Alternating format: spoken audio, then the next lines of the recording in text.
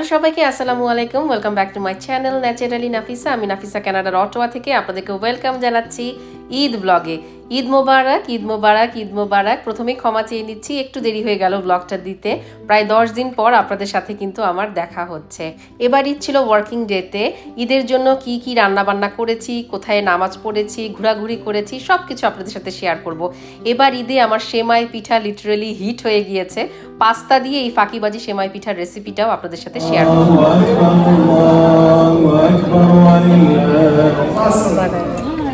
ঈদ মোবারক, cherry Eid মোবারক, ঈদ মোবারক। আমার পরিবারের সবার পক্ষ থেকে আপনাদের সবাইকে আবারও ঈদ মোবারক। সবাই ভিডিওতে আসতে পারে নাই, তাই আমি বলে দিচ্ছি ঈদ মোবারক।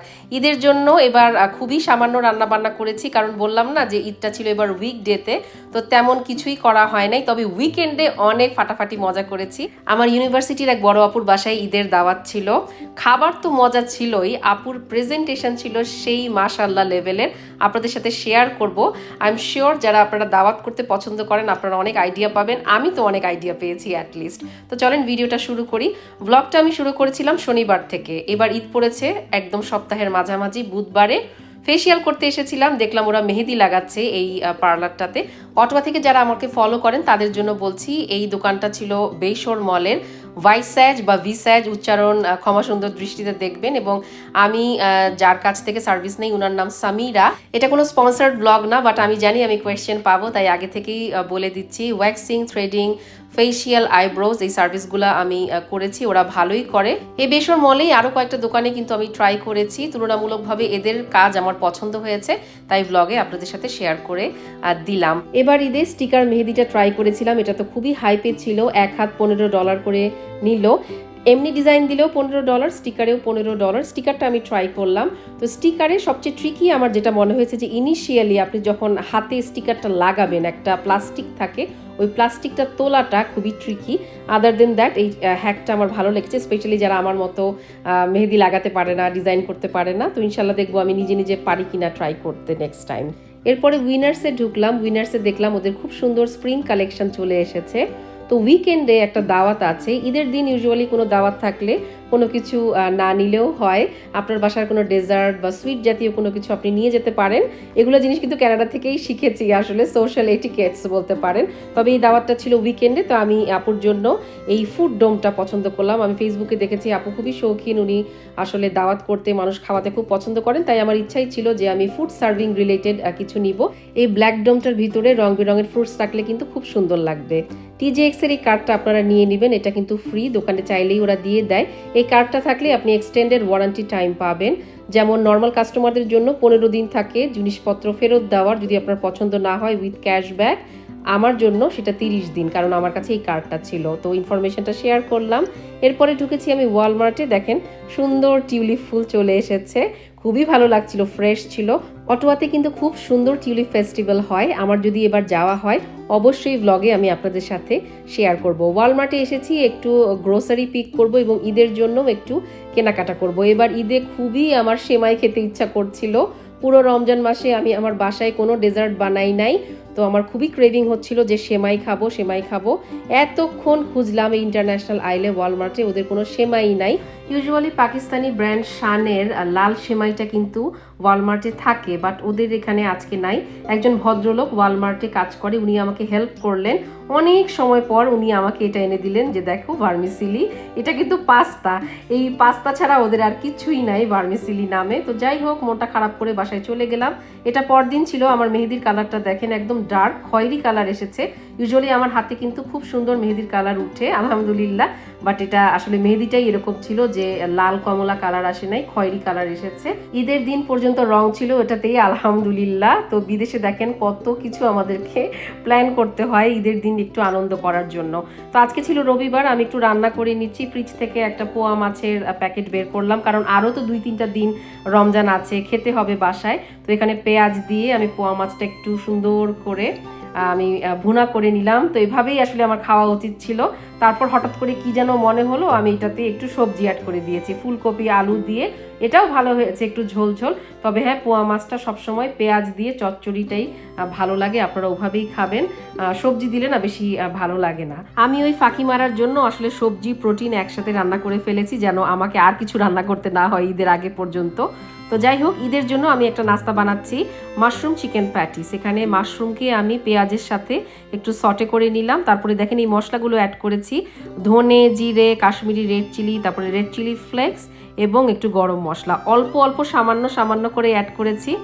এরপরে সিদ্ধ করে রাখা চিকেনের বুকের মাংস এখানে অ্যাড করে দিচ্ছি এবং সব কিছু একসাথে মিশিয়ে আরও 2-3 মিনিট আমি রান্না করব। এরপরে আমি একটু তেল দিয়েছি এবং 2-4 চামচ ময়দা দিয়ে নিয়েছি। এখন আমি হোয়াইট সস বা বেশামেল সসটা বানাবো। তো খুব সুন্দর করে ময়দাটাকে আপনাকে তেলের মধ্যে একটু ভাজা ভাজা করতে হবে, যেন ময়দার স্মেলটা না আসে। হোয়াইট সস, পাস্তা, তারপরে এই প্যাটিসও আমি অনেকবার দেখিয়েছি আমার চ্যানেলে। তবে হ্যাঁ, এইবার আমার প্যাটিসটা সবচেয়ে বেস্ট হয়েছিল, কারণ আমি ওই মশলাগুলো একটু একটু করে অ্যাড করেছি। প্যাটিসটা একদমই ঝাল হয় নাই, কিন্তু এই মশলাগুলোর কারণে খুব সুন্দর একটা সাটেল ফ্লেভার এসেছে। এরপরে আমি অ্যাড করে দিলাম ক্রিম, আপনি চাইলে দুধও অ্যাড করতে পারেন। সুন্দর মতো ক্রিম একটু একটু করে অ্যাড করবেন এবং এই মিক্সচারটার সাথে মিশাবেন। আবার ক্রিমটা যখন শুকিয়ে যাবে তখন আবার একটু ক্রিম অ্যাড করবেন। এভাবে করে মিশাতে থাকবেন আপনার ডিজায়ার্ড কনসিস্টেন্সি না আসা পর্যন্ত। ক্রিমের সাথে সাথে আমি কিন্তু অ্যাড করেছিলাম ফ্রেশ ক্রাশড ব্ল্যাক পেপার, মানে কালো গোলমরিচের গুঁড়ো, এবং খুব সুন্দর করে আমি মিশাচ্ছিলাম। পাস্তাও আমি এক্স্যাক্টলি একইভাবেই রান্না করি, তবে যেহেতু প্যাটিস আমি একটু করে শুকিয়ে নিব। আমি অ্যাড করেছিলাম একটা প্রোভোলন চিজের শিট, এটা আমি কস্কো থেকে নিয়ে আসি। এই চিজটা কিন্তু খুবই মজা, মোজারেলা, চেডার, ওই চিজগুলোর থেকেও এই প্রোভোলন চিজটা অনেক ভালো লাগে খেতে। এই যে দেখেন, ঠান্ডা হয়ে যাওয়ার পর আমার মিক্সচারটা কত টাইট হয়ে গিয়েছে। তো আজকে পাফ পেস্ট্রি বা প্যাটিসের জন্য আমি ব্যবহার করব এই প্যাকেটটা। তবে আপনারা কখনোই এই প্যাকেটটা কিনবেন না, কারণ দোকানে একদম রেডিমেড শিট পাফ পেস্ট্রি পাওয়া যায়। এটা আমাকে বেলতে হয়েছে এবং পাফ পেস্ট্রি বা প্যাটিস হ্যান্ডেল করা কিন্তু খুবই কষ্টের ব্যাপার। তো যাই হোক, এই যে দেখেন শেপগুলো কেমন হয়েছে, আমি আমার মন মতো শেপ দিয়েছি। যাই হোক, বাসাই খাবো, এটা তো আসলে গেস্টদের জন্য না। তো শেপ যাই হোক, খেতে অনেক মজা হয়েছিল। তো আমি সুন্দর করে প্যাটিসগুলো এভাবে একটা ফর্ক বা কাটা চামচ দিয়ে আমি সিল করে দিচ্ছি এবং একটু ডিজাইনও করে দিচ্ছি, এবং উপরে যখন আমি বেক করব যাতে বাবল বা হট এয়ারগুলো বের হয়ে যায়, আমি এই জন্য মাঝখানে একটু পোক করে দিলাম। ফ্রিজার বা ডিপ ফ্রিজে রাখার আগে অবশ্যই আপনি অয়েল স্প্রে করবেন এবং উপরে একটা ক্লিং র্যাপ বা ফয়েল র্যাপ দিয়ে মুড়িয়ে রাখবেন, আদারওয়াইজ প্যাটিসটা কিন্তু উপরে ফেটে ফেটে যাবে।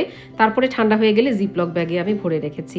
এটা ছিল 29শে রমজানের রাত, আমি তারাবি পড়তে এসেছি আজকে, আর ইফতারের জন্য আসতে পারি নাই, দেরি হয়ে গিয়েছে বাসায় কাজ করতে করতে। আর দেখেন, আমার ফ্রেন্ড আমার জন্য একটা ইফতারের প্লেট সেভ করে রেখেছে। আমি কি বলবো, আমার আর ভাষা নাই আসলে। ও ভেবেছে আমি হয়তো লেট, আমার আর ওর সাথে আজকে কথা হয় নাই। তো আমি খুবই ইমোশনাল হয়ে গিয়েছিলাম, আর ওই সময়টাতে আমার শরীর খুবই খারাপ ছিল, লাস্ট কয়েকটা দিন অনেক স্ট্রেসফুল ছিল। তো আমি এখানে স্যালাইন খাচ্ছি। আমাদের এখানে স্যালাইন, ইলেকট্রোলাইট এভাবেই হয়।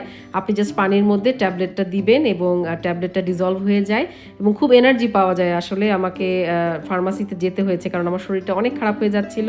এটা ছিল পরের দিন, আজকে এসেছি ইফতার করতে। আর এই যে দেখেন, আমি একটা গিফট পেয়েছি। একসাথে নামাজ পড়তে পড়তে অনেকের সাথে অনেক ভালো সম্পর্ক হয়ে গিয়েছে। এই স্কার্ফটা নাকি দুবাই থেকে আনা, হু কেয়ার্স, আসলে যেখান থেকে আনা হোক, এত থটফুল, আমার কাছে এত ভালো লেগেছে। এবার ঈদে তেমন কোনো জামা কাপড় কেনাকাটি, শপিং কিছুই হয় নাই, তো আমার খুবই ভালো লাগছিল যে একটা গিফট পেলাম ঈদের। আর এই যে লাস্ট কয়েকটা দিন মসজিদে আপনাদের সাথে একটু ব্লগে শেয়ার করছি, মসজিদের ক্লিপসগুলো আপনারা অনেকে পছন্দ করেছেন, ইফতারের, তারপরে তারাবি।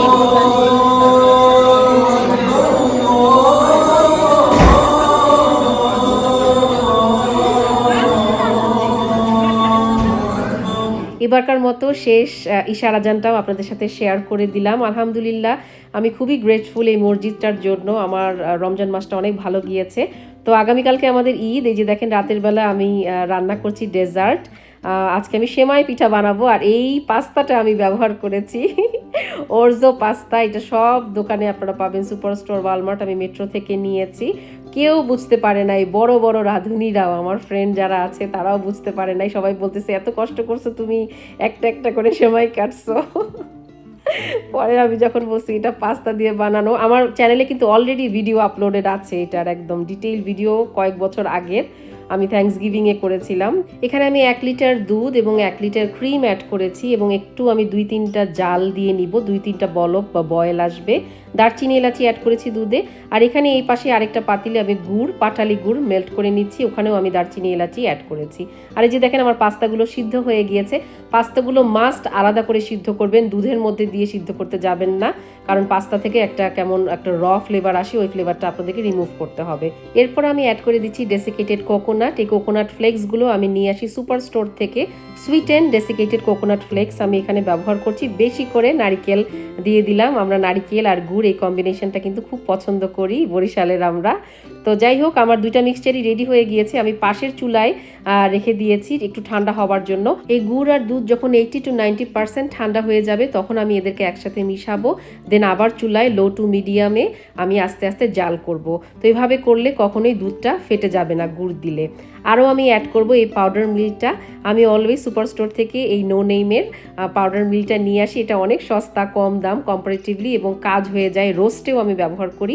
আর পাশে দেখেন আমার সমস্ত চামচগুলোকে একটা ট্রেতে আমি রেখেছি, কারণ ডেজার্ট যখন রান্না করবেন চারিদিকে কিন্তু অনেক মেস হয়, মিষ্টি টিষ্টি সব চারিদিকে ছড়িয়ে পড়ে, এভাবে রাখলে আপনার কিচেন কাউন্টারটা মেস হবে না, এই জন্য আপনাদেরকে একটু দেখালাম।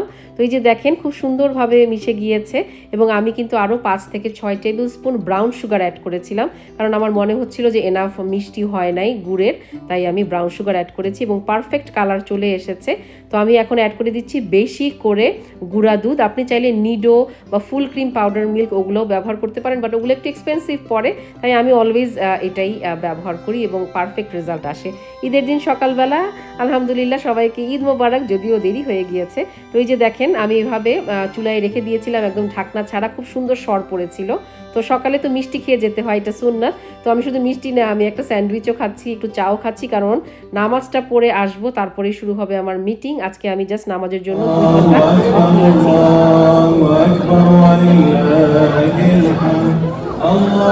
নামাজ পড়ার জন্য শুধু 2 ঘন্টার অফ নিয়েছি আমি আজকে, ফুল ডে অফ নেই নাই। তো আমি এসেছি 3 নাম্বার আসলে জামাতে, তবুও দেখেন কি পরিমাণ ভিড়।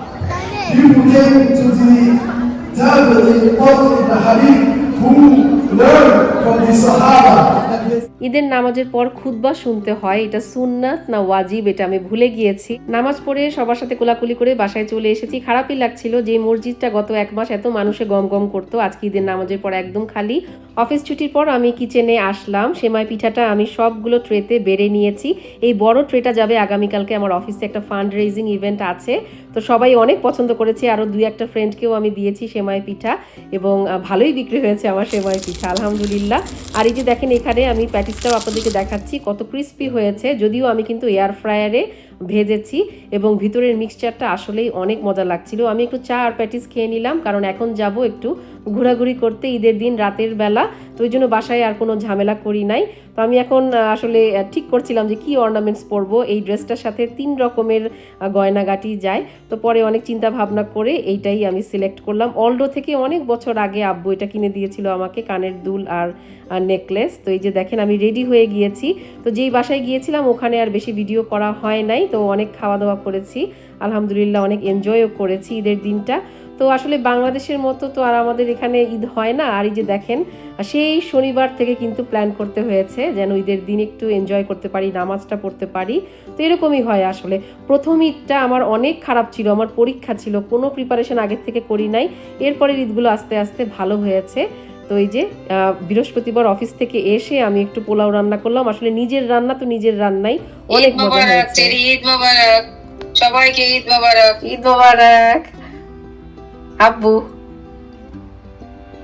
ঈদ মোবারক চেরি, ঈদ মোবারক।